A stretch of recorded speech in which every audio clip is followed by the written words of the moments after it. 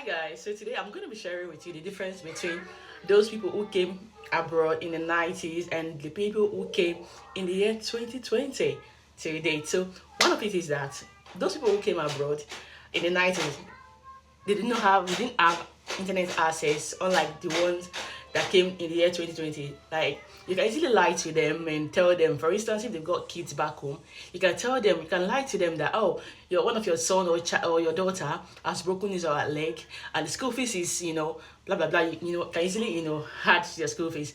But the ones that the one that came in the year 20s, like in the 20s, you cannot lie to them because they know everything. Before coming here, they've done some, research, a lot of research.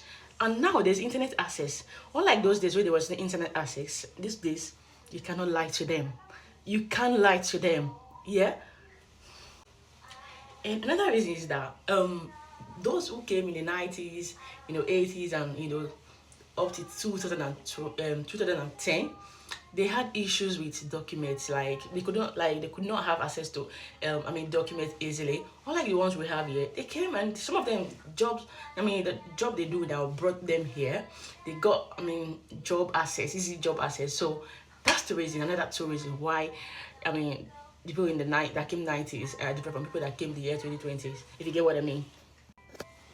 So another reason is that those people who came in the 90s, they can easily sacrifice for family. They can make a lot of sacrifice, to bring their brothers and sisters. They care much about what the family will say. But the ones that came now, they don't give a damn. They don't care. They don't care. If you like, that's your own problem. They won't care. I'm not saying they are bad people, but they just kind of like, they cannot just do certain things for you, just like that.